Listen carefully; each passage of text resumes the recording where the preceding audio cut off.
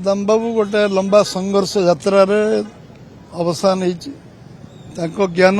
अनुभव अभिज्ञता विधानसभा गोटे डॉक्यूमेंट होगी लंबा राजनीति जीवन 7 विधानसभा मु 5 वर्ष जो नेचुरल ग्राउंड चेयरमैन थी प्रति थर नुआ नुआ कथा से मीटिंग रे दिन दिन आलोचना करछंती एवं आज आम सांगरे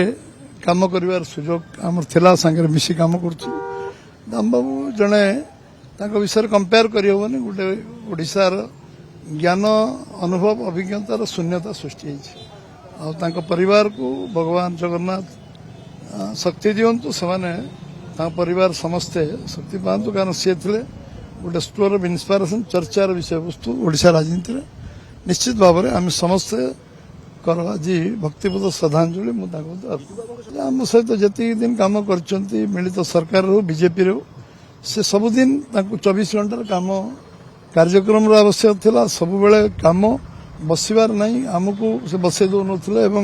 काम केमती मिलबो कि बुलबे कि संगठन करेंगे काम करेंगे ए मानसिक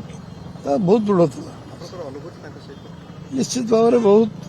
राति 12टा गोटे जा पोस्को विषय मीटिंग कर सांगे जा बहुत अनुभव अभिज्ञता सहित कटी लंबा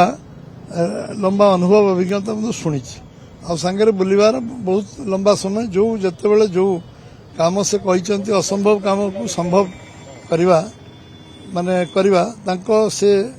आत्मविश्वास गोटे आत्मविश्वास प्रतीक थे निश्चित भाव में आम समस्ते स्मरण करवा मंत्रिमंडल स्पष्टता सहित से सब कथा उपस्थापन करुले कहते से दुई थर मंत्रिमंडल विदाय ना पड़ी किंतु से स्पष्टतार के पछघुंचा देना स्पष्टता मन में था जो विषय चाहूले करुले पंचायत राज विभाग विशेषकर समय